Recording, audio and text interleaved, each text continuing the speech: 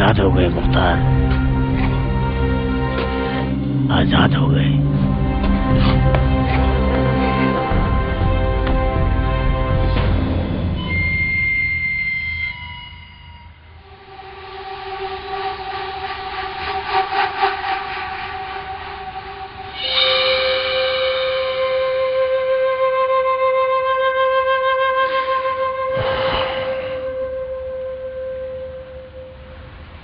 مجھے امید ہے تمہیں اس سزا سے درس سے عبرت ملا ہوگا، سرکشی کا بھوت بھی تمہارے سر سے اتر گیا ہوگا۔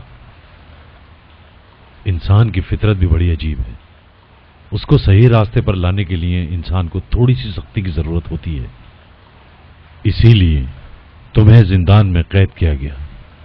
امید ہے جو تم سے باتیں کر رہا ہوں تم ان باتوں کو غور سے سن رہے ہوگے۔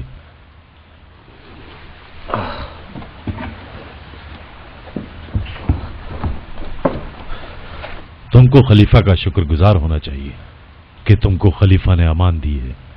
خاص طور پہ شکریہ ادا کرو بن حریث کا، تم اس قید خانے سے زندہ جا رہے ہو۔ ایک شفاعت تم کو اس کی حاصل تھی اور ایک شفاعت خلیفہ کی۔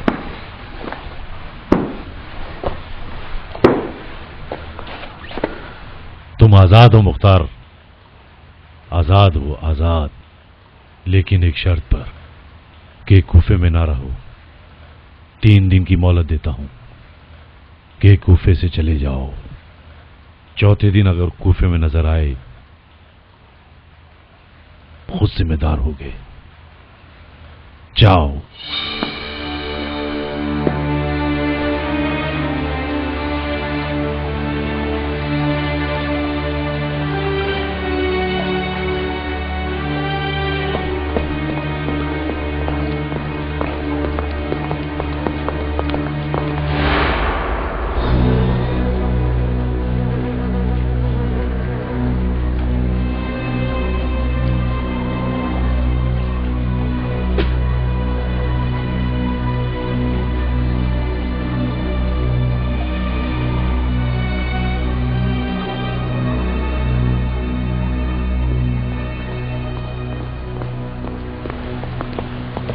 امیر، یہ آزاد کیسے ہو گیا؟ میں اس کو آزاد کرنے کے حق میں نہیں تھا، یہ صرف خلیفہ کی خواہش تھی، مجھے قصوروار نہ ٹھہراؤ۔ یہ لو خلیفہ کی طرف سے خط آیا ہے، خود اسے پڑھ لو۔ خلیفہ نے اتنی بڑی خطا کیوں کی ہے؟ یہ بات تم بھی بہتر جانتے ہو شمر، اور تم دیکھ بھی چکے ہو کہ ہمارے خلیفہ یزید بڑے شاعر بھی ہیں، اور ان کا مزاج بدلتے دیر نہیں لگتی، بالکل ویسے جیسے باہر کا موسم بدلتا ہے، جیسے موسم بدلا ویسے ہی فوراً بدل جاتے ہیں۔ مختار کی آزادی یعنی ہمارے قتل کا حکم؟ ہاں، میں جانتا ہوں یزید بھی مختار کے خطرے سے بچے گا نہیں۔ یہ سچ کیسے ہوگا؟ ابن سعد، تم نے خود خلیفہ کا خط پڑھ لیا، یہ میرے ہاتھ سے کچھ بھی نہیں ہوا ہے، تمہیں بھی یہ بات سمجھ میں آ گئی ہوگی کہ نہیں؟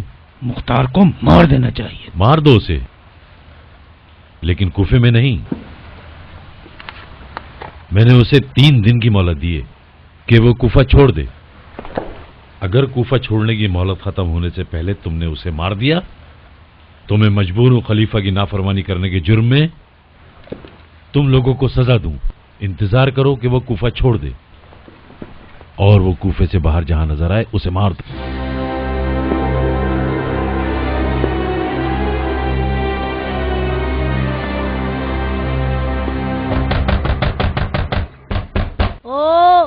دروازہ کھٹکھٹا رہے ہو یا توڑ رہے ہو؟ صبر کرو، کیا قیامت آ رہی ہے یا کوئی پیچھے پڑا ہوا ہے؟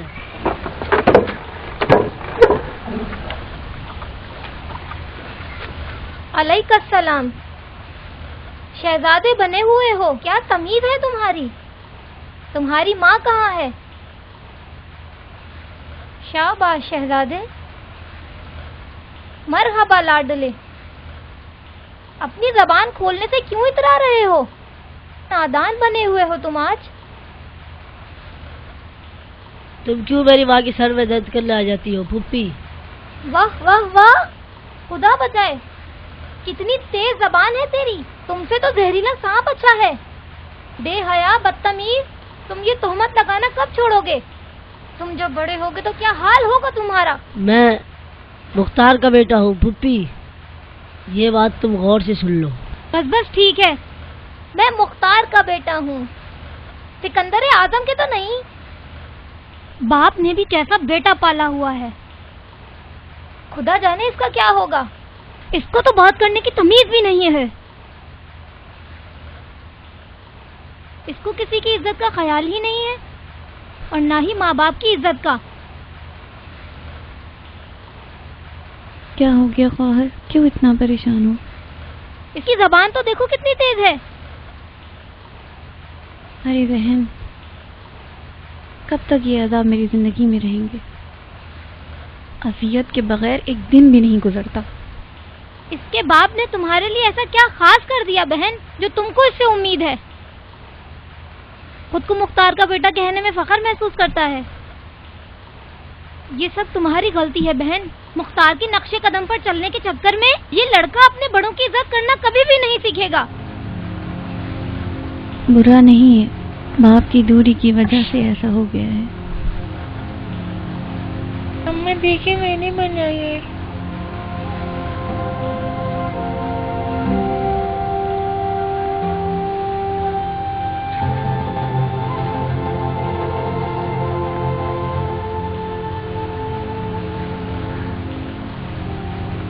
जाओ माँ की जान, जाओ।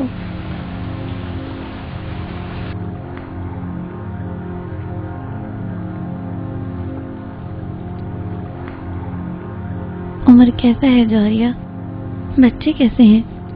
पहले ही जैसे हैं। तुम कैसी हो?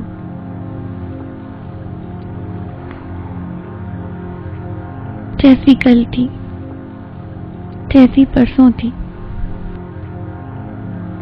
मुझे मुख्तार के बगैर रहने की आदत नहीं है।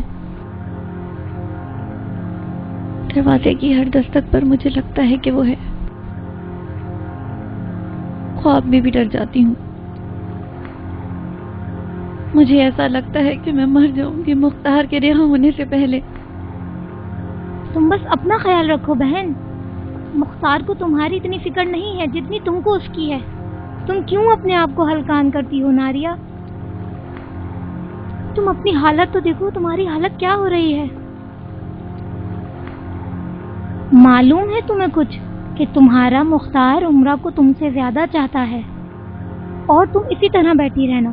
संभालो अपने आप को और देखना, जब कल मुख्तार आजाद हो जाएगा तो उसकी मोहब्बत सिर्फ उम्रा के ही नसीब में आएगी। तुम दुआ करो मुख्तार आजाद हो जाए, फिर मैं अपनी मोहब्बत उम्रा को बख्श दूंगी। जिस वक्त मुख्तार आजाद था 2 हिस्सों में बटा हुआ था, जिसका आधा हिस्सा मेरे पास था और आधा उमरा के पास। अब जबकि वो जिंदान में है, लेकिन अब ऐसा लगता है कि उसका साया 10 मर्दों के बराबर है। उफ, तुम कितनी भोली और बेवकूफ हो। अगर उम्रा मेरी सौतन होती तो उसके जिगर को सीख पर लगाकर खा जाती।